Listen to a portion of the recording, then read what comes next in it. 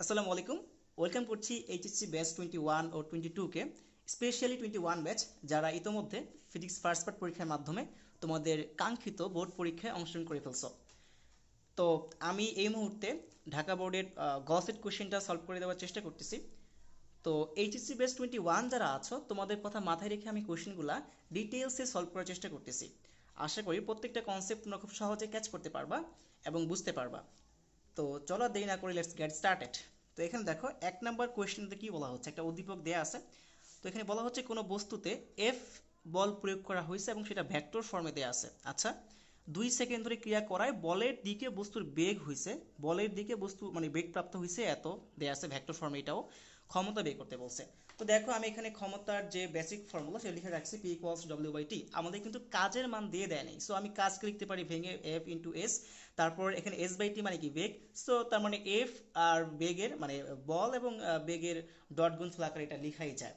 তো তোমরা অনেকে জানো যে P equals to F B, এই কনসেপ্টটা জানো, বাট আমি তাও যারা জানো না এই জন্য আমি পুরোপুরি ডিটেলে লিখে রাখছি আর কি। তো দেখো আমি এখানে এফটা লিখছি, এফ বলটা কত সেটা দেয়া আছে সেটা আমি লিখে রাখছি, ভি লিখছি। এবার ডট গুণ করো, আই এর সাথে আমরা জানি আই গুণ হয় জে এর সাথে জে, কে এর সাথে কে। সো এখানে পাওয়া যাচ্ছে টোটাল 6, তার মানে 6 ওয়াট, কাজের মানটা হচ্ছে 6 ওয়াট। সো আমাদের এখানে আনসার হবে 1 এর গ নাম্বারটা হচ্ছে কারেক্ট আনসার। কারেক্ট আনসার হচ্ছে 1 এর গ। আচ্ছা, তারপর 2 নাম্বার দেখো কি বলা হচ্ছে, বলের দ্বারা কৃত কাজের মানটা কত। দেখো কি বলা হচ্ছে, বলের দ্বারা কৃত কাজ। আচ্ছা, তো আমরা যেহেতু ক্ষমতা পেয়ে গেছি, আমরা জানি যে P equals to W by T, এখান থেকে লেখাই যায় যে W equals to PT, W equals to PT. তাহলে যে পরিমাণ বল প্রয়োগ করা হয়েছে সেই পরিমাণ বল থেকে যে ক্ষমতা পাওয়া গেছে সেটা হচ্ছে গিয়ে 6, আর টাইম হচ্ছে 2 সেকেন্ড, কোয়েশ্চেনে বলেই দিছে। সো এটা হচ্ছে গিয়ে 6 × 2, তার মানে হচ্ছে গিয়ে 12 জুল। আই থিঙ্ক বুঝতে পারছো।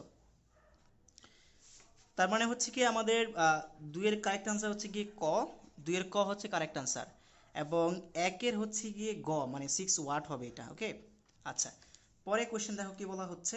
সো এটা হচ্ছে কারেক্ট আনসার ক। তারপরে বলা হচ্ছে যে 3 নম্বর কোশ্চেনটা, সর্বোচ্চ কাজের জন্য প্রযুক্ত বল ও সরণের মধ্যবর্তী কোণ কত। তো আমরা দেখো এখানে কাজের বেসিক যে ফর্মুলা সেটা লিখে রাখছি, W equals to F S cos theta. এখন ব্যাপারটা খেয়াল করো, যদি এফ আর এস স্থির রাখা হয় মানে বল এবং সরণ স্থির রাখা হয়, তাহলে কোন ক্ষেত্রে কাজ বেশি পাওয়া যাবে।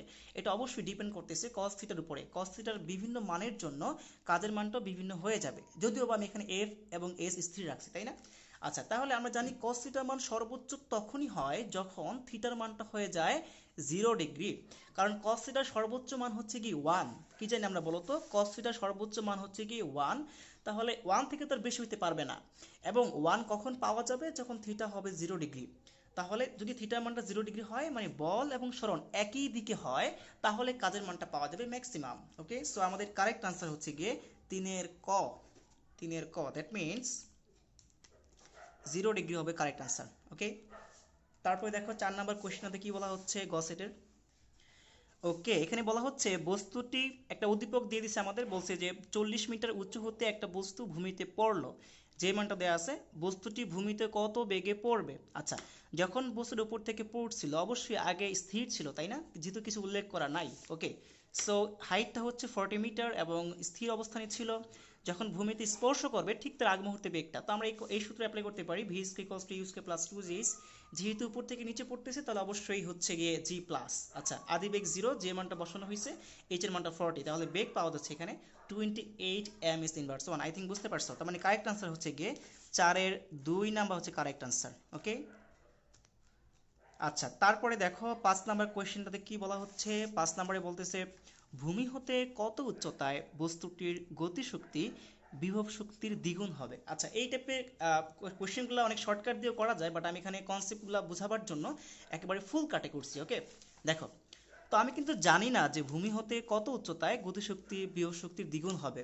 এই জন্য ধরে নিলাম যে ভূমি হতে এক্স মিটার উচ্চতায় এই যে এই পয়েন্টে গতিশক্তিটা বিভব শক্তির দ্বিগুণ হবে। তো আমরা এক্স পয়েন্টে আগে গতিশক্তি বের করছি, E K equals to half M V square, আমরা কনসেপ্ট জানি।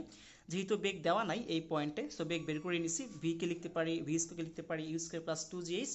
যেহেতু বস্তুটা ইনিশিয়াল স্থির ছিল, সো আদি বেগ 0। এবং এই হাইটটা কি, হাইটটা কি হবে মাটি থেকে উচ্চতা না, আমরা যখন গতিশক্তি বের করতেছি গতিশক্তির বেলায় এই এইচ সরণ বোঝাচ্ছে। সরণটা হচ্ছে আদি বিন্দু থেকে শেষ বিন্দুর দিকে।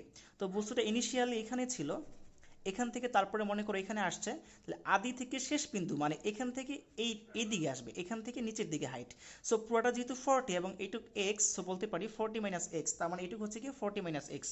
তারপরে কাটাকাটি করলে এখানে আসতেছে mg 40 মাইনাস এক্স। ওকে, তারপরে এক্স উচ্চতায় যথারীতি আমরা বিভব বের করতেছি, EP equals to mg H. H এখানে এইচটা বোঝাচ্ছে মাটি থেকে ওই পয়েন্টের উচ্চতা, সো এখানে হবে এক্স।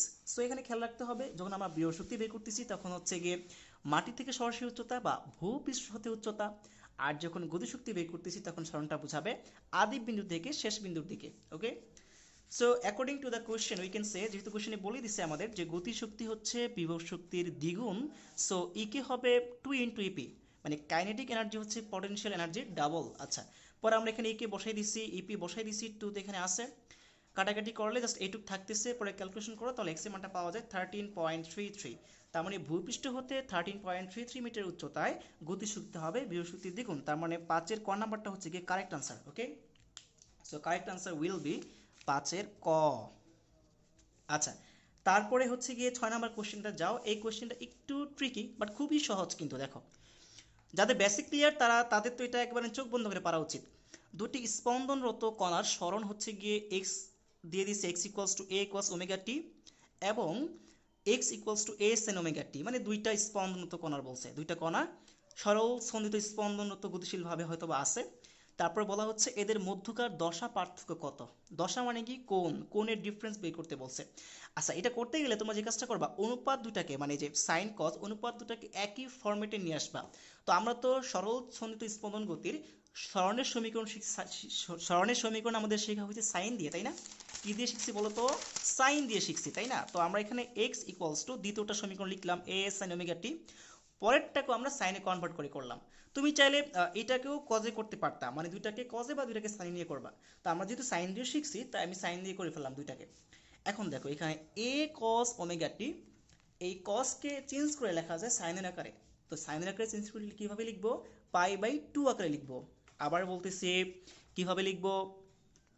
পাই বাই 2 আকারে লিখবো, কারণ পাই বাই 2 মানে বিজোড় সমকোণ, তাহলে কজ হয়ে যায়। সো চেঞ্জ করে এভাবে লেখা যায়, যারা অনুপাতের নিয়ম জানো তারা অবশ্যই জানো এভাবে লেখা যায়। তাহলে দেখো এখানে কোনটা হচ্ছে ওমেগা টি আর এখানে কোনটা হচ্ছে pi by 2 plus omega t, তাহলে ডিফারেন্স কত? পাই বাই 2 পরিমাণ ডিফারেন্স, তাহলে দশা পার্থক্য হচ্ছে পাই বাই 2। আই থিঙ্ক বুঝতে পারছো।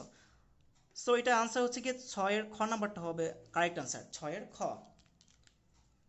তার মানে 6 এর বি। ওকে, তারপর দেখো 7 নাম্বার কোয়েশ্চেনতে কি বলা হচ্ছে, 4 একক ও 5 একক মানের দুটি ভেক্টর কোনো একটা পয়েন্টে 60 ডিগ্রি কোণে ক্রিয়াশীল, তাহলে স্কেলার গুণ মানে ডট গুণ বের করতে বলছে। আচ্ছা, এখানে 4 একক মানে ভেক্টর দুইটা মান দিয়ে দিচ্ছে, ঠিক আছে? সেটাকে লিখতে পারি এ ভেক্টরের মান 4, বি ভেক্টরের মান 5 এবং মধ্যবর্তী কোণ থিটা হচ্ছে 60।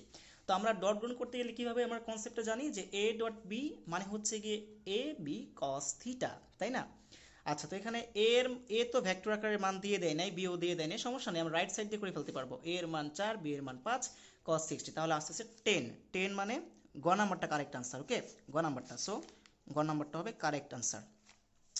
তারপরে যাও 8 নাম্বার, পি ও কিউ এর লব্ধির মিনিমাম ভ্যালু কোনটা? আচ্ছা, আমরা তো জানি যে লব্ধি বের করার কনসেপ্ট জানি, অবশ্যই জানি, কিন্তু মিনিমাম হয় কখন? যখন আলফাটা 180 হয়, মানে যখন দুইটা ভেক্টর বা বল পরস্পর বিপরীত দিকে কাজ করে তখন তাদের লব্ধি হয় মিনিমাম। তখন কি হয়? বড়টা বিয়োগ ছোটটা। তো এই পি মানে কিন্তু পি ভেক্টরের মান বোঝাচ্ছে, সো এই পি কে এভাবে লেখা যায়, মাইনাসের মাইনাস, কিউ ভেক্টরকে এভাবে লেখা, কিউ বলকে এভাবে লেখা যায়, তাই না? সো এটা হবে পি মাইনাস কিউ, তার মানে 8 এর 4 নাম্বারটা হচ্ছে কি কারেক্ট আনসার। তারপর 9 নাম্বারটা দেখো, এখানে কি বলা হচ্ছে? 9 নাম্বার বলা হচ্ছে, এই কোশ্চেনটা একটু ট্রিকি বলতেই হবে, হয়তো অনেকে এই কোশ্চেনটা বুঝতেই পারো নাই। ঘূর্ণনরত বস্তুর ক্ষেত্রে প্রযুক্ত বল ও অবস্থান ভেক্টরের মধ্যবর্তী কোণ থিটা হলে ঘূর্ণন বল বের করতে বলছে। ঘূর্ণন বল কোনটা জানো? এটা হচ্ছে টর্ক। টর্কটাই হচ্ছে অ্যাকচুয়ালি ঘূর্ণন বল। আচ্ছা, টর্কটা আমরা জানি টাও দিয়ে প্রকাশ করে, এটা হচ্ছে গিয়ে অবস্থান ভেক্টর আর হচ্ছে যে যে রৈখিক বলটা প্রয়োগ করা হয় তার ক্রস গুণফল। এটাকে ভেঙে লেখা যায় আর এফ সাইন থিটা, এবং যেহেতু আমি মান বের করতেছি মোট সাইন দিয়ে, তাই এটাকে একটা ডিরেকশনটা এখানে উল্লেখ করি নাই। ওকে, দেখো এবার, তো থিটার বিভিন্ন মানের জন্য বিভিন্ন রকম হবে। থিটার মান যদি 180 হয়, তাহলে কিন্তু দেখো কি হয়, দেখো তাহলে কিন্তু আর এফ সাইন 180 কিন্তু জিরো হয়ে যায়, তাহলে টোটালটাই জিরো হয়ে যাবে, তার মানে তখন টর্ক হয়ে যাবে জিরো। কিন্তু এখানে বলছে টর্ক হবে ম্যাক্সিমাম সর্বোচ্চ, সো এটা কিন্তু হবেই না, এটা কিন্তু হবেই না, রং আনসার। তারপর থিটা জিরো হলে ঘূর্ণন বল বলছে মিনিমাম, দেখি তো থিটা জিরো হলে সাইন জিরো মান জিরো হয়ে যায়। হ্যাঁ, থিটা যদি জিরো হয়, থিটা যদি জিরো হয় তাহলে টর্ক টর্ক হবে মিনিমাম, এটা কারেক্ট, এটা কিন্তু কারেক্ট, টর্ক হবে মিনিমাম, এটা ঠিক আছে। আবার থিটা যদি 90 হয় তখন টর্ক হবে ম্যাক্সিমাম। কী হবে? কারণ সাইন 90 মান ওয়ান ওয়ান হয়ে যায়, সো তখন কিন্তু সাইন 91 হয়ে গেলে সাইন থিটা সর্বোচ্চ মান পাচ্ছি, এই জন্য টর্ক পাওয়া যাবে ম্যাক্সিমাম। সো 2 ও 3 হচ্ছে কারেক্ট আনসার, তার মানে 9 এর 3 হবে কারেক্ট আনসার, 2 ও 3, এক নাম্বারটা ভুল আছে, মানে এক নাম্বারটা হবে না আর কি। সো 9 এর গ হচ্ছে কারেক্ট আনসার। তারপর 10 নম্বর কোশ্চেনটা খুবই সহজ, জাস্ট এখানে ভেক্টরের concept, basic concept, dot cross জুড়ে, ঠিক আছে। সো কিন্তু আবার সেটাকে লিখতে পারি এভাবে, জে ক্রস কে ক্যাপ প্লাস হচ্ছে কে ক্যাপ ক্রস কে ক্যাপ। এখন দেখো এখানে ক্রস গুণন, জে আর কে ক্রস করবা, আমি একটা কনসেপ্ট মধ্যে বুঝাইছিলাম, খুবই সিম্পল বিষয়, সেটা হচ্ছে সিরিয়াল মেনটেন করলে প্লাস, সিরিয়াল মেনটেন না করলে মাইনাস। তাহলে দেখো জে এর পরে কিন্তু কে আসছে, সিরিয়াল মেনটেন করছে ক্রস গুণনে, তাহলে জে এর পরে কে আসলে তাহলে বাকি আছে আই ক্যাপ, তাহলে নর্মালি আই ক্যাপ হবে প্লাস আই ক্যাপ। এবং যেহেতু কে আর কে একই বরাবর ক্রিয়াশীল, মধ্যবর্তী কোণ জিরো, তাহলে ক্রস গুণনে সাইন জিরো জিরো হয়ে যায়, তার মানে ফলাফল হিসাবে আনসারটা আসবে শুধু আই ক্যাপ। আই ক্যাপ মানে হচ্ছে গিয়ে 10-এর খ নাম্বারটা হচ্ছে কারেক্ট আনসার, ওকে, 10-এর খ। তারপরে দেখো 11 নাম্বার, ভেক্টর দ্বয় লব্ধির মান আমাদের পি ভেক্টর আকারে দিয়ে দিছে, কিউ কেও ভেক্টর আকারে দিয়ে দিছে। তো এদের তো আর মান হিসেবে দেয় নাই, মান হিসেবে দিছে মধ্যবর্তী কোণ দিছে আলফা দেয় নাই। সো এটা কিন্তু যে R equals root over P square plus Q square plus 2p Q cos alpha ওইভাবে হবে না, কারণ মধ্যবর্তী কোণ কিছুই দিয়ে দেয় নাই। জাস্ট আমরা যে কাজটা করব, ভেক্টর ফর্মে দিছে, ভেক্টর ফর্মে লব্ধি বের করব। কিভাবে করে? পি একটা দিয়ে দিছে, কিউ একটা দিয়ে দিছে, তাহলে ভেক্টর ফর্মে লব্ধি হচ্ছে R vector equals to P vector plus Q vector. তাহলে আমাদের যোগ করলে এটা চলে আসতেছে, আই ক্যাপ যোগ হয় জে ক্যাপ এবং কে ক্যাপ। তাহলে যথারীতি এই লব্ধির মানটা হবে রুট ওভার আই এর সহগ স্কোয়ার প্লাস জে এর সহগ স্কোয়ার কে এর সহগ স্কোয়ার। দেখছো আমরা ভেক্টর ফর্মেই লব্ধি বের করছি, তারপর লব্ধির মানটা বের করে ফেলছি। রুট 19 মানে হচ্ছে 11 ক নাম্বারটা কারেক্ট আনসার, 11 ক, ওকে। তা 12 নম্বর দেখো, 12 নম্বর বলা হচ্ছে পি ও কিউ এর লব্ধির সমান্তরাল একক ভেক্টর কোনটি? সমান্তরাল এক লিখছে, এটা হবে একক ভেক্টর কোনটি? তো এটা তো তোমরা অবশ্যই পড়ছো, শাহজাহান তপন স্যারের এমসিকিউ যখন আমি সলভ করে দিছি সেগুলোর মধ্যে তোমরা পাইছো অবশ্যই। দেখো এখানে কি বলা হচ্ছে, পি ও কিউ এর লব্ধি, আগে লব্ধি বের করো। লব্ধি তো আমরা 11 নাম্বারটাতেই বের করছি, এই যে এটা লব্ধি। আচ্ছা, এবার লব্ধির সমান্তরালে, মানে লব্ধির সমান্তরালে মানে লব্ধির দিকে আর কি, ঠিক আছে। তাহলে নর্মাল কনসেপ্ট, এই ভেক্টরকে জাস্ট এই ভেক্টরের মান দিয়ে ভাগ করবা, আর ভেক্টরকে আর ভেক্টরের মান দিয়ে ভাগ করলে হবে, তাহলে লব্ধির সমান্তরালে চলে আসবে, ঠিক আছে। তাহলে মান দিয়ে ভাগ করলাম, তাহলে এখানে নিচে হয় রুট 19 কিন্তু আই এর নিচেও আছে, জে এর নিচেও আছে, কে কেপের নিচেও আছে, সো প্রত্যেকের নিচে রুট ওভার 19 আছে। So correct answer will be 12 খ, ঠিক আছে। আই থিঙ্ক বুঝতে পারছো, তোমরা খুব সহজেই বুঝতে পারছো। ওকে, তারপর 13 নম্বর দেখো, জড়তার ভ্রামকের একক কোনটি? আচ্ছা, এই কোশ্চেনটা দেখে মনে অনেকে খুশিতে লাভ দিছো আসলে, কারণ একেবারেই সিম্পল কোশ্চেন। আমরা জানি জড়তার ভ্রামকের basic formula equals to M R square, M বস্তুর ভর, আর হচ্ছে কি বলতো, ঘূর্ণন অক্ষ থেকে ওই বস্তুর ভর কেন্দ্রের ডিস্টেন্স বা দূরত্ব, তাই না? আচ্ছা, তো এম হচ্ছে গিয়ে ভর, তো ভরের একক তো কেজি আমরা জানি, যেহেতু একক বের করতেছি আমরা, তাই না?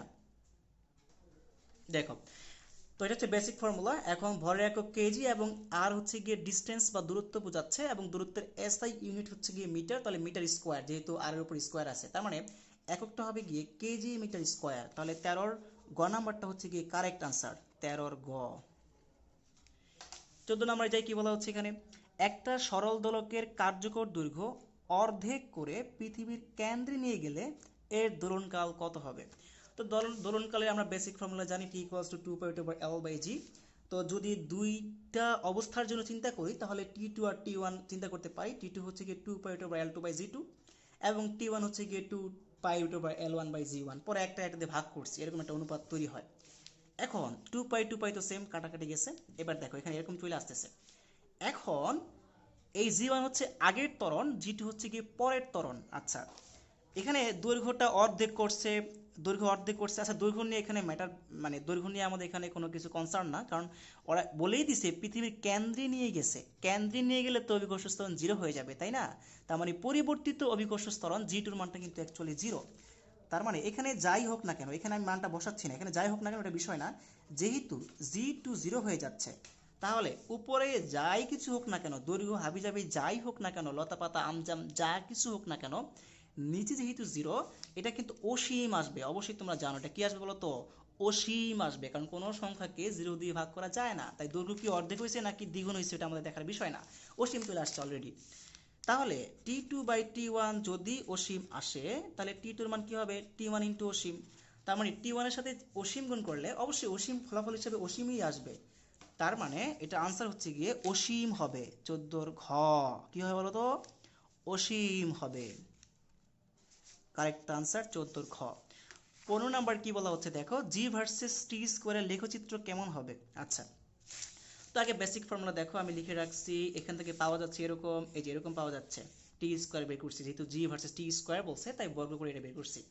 পরে যদি দৈর্ঘ্য কনস্ট্যান্ট থাকে, চেঞ্জ না করে এবং পাইতে কনস্ট্যান্ট, তাহলে বলা যায় টি স্কোয়ার সমানুপাতিক 1/g, সমান এবং ধ্রুবকের পরিবর্তে সমানুপাতিক লিখাই যায়। আচ্ছা, এখন তুমি দেখো টি স্কোয়ার আর জি কিন্তু ব্যস্তানুপাতিক সম্পর্ক, তার মানে একটা বাড়লে আরেকটা কমবে, টি বাড়লে জি কমবে কিংবা জি বাড়লে টি কমবে। তার মানে এই গ নাম্বারটা তো হবেই না, কারণ গ নাম্বারটা জিও বাড়তেছে এবং টিও বাড়তেছে। ঘ নাম্বারটা হবেই না, কারণ এখানে জি ঠিকই বাড়তেছে বাট টি স্কোয়ার কিন্তু কনস্ট্যান্ট, সো এটা হবে না। 1 আর 2 এর মধ্যে একটা হবে। এখন চিন্তা করো, তুমি চিন্তা করো, এখানে যদি 1 নাম্বারটা হইতো, এটা কিন্তু সরলরৈখিকভাবে কমতেছে, দেখছো? এটা কিন্তু হবে না, এটা কিন্তু সরলরৈখিকভাবে কমতেছে, কিন্তু এখানে কিন্তু ব্যস্ত অনুপাতিক সম্পর্ক, মানে এখানে বিষয়টা হচ্ছে এরকম যে টি স্কোয়ার সমানুপাতিক জি কিউব নিলে হয় জি ইনভার্স 1, সো এটা কিন্তু বক্রপথে কমবে, এটা কিন্তু সরল পথে কমবে না, বুঝতে পারছো? সো এটা হবে এই রকম, সো এটা বক্রপথে কমবে। বক্রপথে কেন কেন কমবে, যে জি ইনভার্স 1 এটার জন্য, একটার পাওয়ার হচ্ছে টি স্কোয়ারের পাওয়ার হচ্ছে কি 1 আর জি এর পাওয়ার -1, এই জন্য এরকম হবে। দুজনের পাওয়ার যদি 1 1 হইতো তখন হচ্ছে সরলরৈখিক হইতো। আই থিঙ্ক বুঝতে পারছো? সো কারেক্ট আনসার হচ্ছে কি 15 খ, 15 খ। তারপরে 16 নাম্বার দেখো, 100 নিউটন মিটার ইনভার্স 1, মানে 100 নিউটন মিটার ইনভার্স 1 স্প্রিং ধ্রুবক বিশিষ্ট কে এর মান দিয়ে দিচ্ছে 100, স্প্রিংকে 2 সেন্টিমিটার প্রসারিত করা হয়েছে, এটাকে মিটারে নাও 2/100, তাহলে ফলাফল হিসেবে আসতেছে 2 নিউটন। তার মানে স্প্রিং বলটা হবে 2 নিউটন, খুবই সহজ। 16 গ হবে কারেক্ট আনসার। 17তে কি বলা হচ্ছে দেখো, ওকে, পরে 17 নম্বর কোশ্চেনটাতে হচ্ছে এরকম বলা হচ্ছে যে সম্পৃক্ত বাষ্পের ক্ষেত্রে কোনটা সঠিক। এটা হচ্ছে থিওরিটিক্যাল কোশ্চেন, তোমরা হচ্ছে বই থেকে যারা পড়ছো তারা অবশ্যই জানো যে সম্পৃক্ত বাষ্পের ক্ষেত্রে হচ্ছে গিয়ে বয়েল এবং চার্লসের সূত্র মানে না, বয়েল এবং চার্লসের সূত্র মানে না। 17 ঘ নম্বরটা কারেক্ট আনসার। সম্পৃক্ত বাষ্পচাপ বয়েল এবং চার্লসের সূত্র মানে না। তারপর 18 নম্বর দেখো কি বলা হচ্ছে, পরম তাপমাত্রা স্কেল হচ্ছে কি কেলভিন স্কেলে বোঝানো হয়েছে। তো পরম তাপমাত্রা স্কেলে হচ্ছে গিয়ে এই প্রেশারটা হচ্ছে গিয়ে তাপমাত্রার সমানুপাতিক, মনে রাখবা প্রেশারটা হচ্ছে গিয়ে তাপমাত্রার সমানুপাতিক, প্রেশার হচ্ছে গিয়ে তাপমাত্রার সমানুপাতিক। তারপর 19 নম্বর দেখো, চূড়ান্ত তাপমাত্রা যদি আদি তাপমাত্রার কত গুণ হলে কোনো নির্দিষ্ট গ্যাসের মূল গড় বর্গবেগ মানে সিআরএমএস বেগটা দ্বিগুণ হবে। তো তোমরা অবশ্যই ফর্মুলা জানো যে তাপমাত্রা সাপেক্ষে সিআরএমএস বেগ করতে গেলে ফর্মুলা হচ্ছে গিয়ে এরকম। তো দুইটা অবস্থা চিন্তা করলে আমি অনুপাত আকারে এভাবে লিখতেই পারি। আচ্ছা, পরবর্তীতে যেহেতু একই গ্যাসের জন্য তাই এখানে এম কনস্ট্যান্ট, এম ফিক্স থাকতেছে এবং আর তো জানোই যে কনস্ট্যান্ট, তাই আরও একরকম আছে, জাস্ট তাপমাত্রা এখানে চেঞ্জ হচ্ছে। পরবর্তী এভাবে লেখা যায়, আমি সিআরএমএস কে C2 আর সিআরএমএস 1 কে C1 দিয়ে লিখছি জাস্ট। এখন বলা হচ্ছে সিআরএমএসটা দ্বিগুণ করার কথা বলছে, তার মানে এই সি টু হচ্ছে আগের ডাবল, তার মানে আগে ছিল C1 এখন বর্তমানে 2C1, এটাকে হোল স্কয়ার আকারে লিখছি।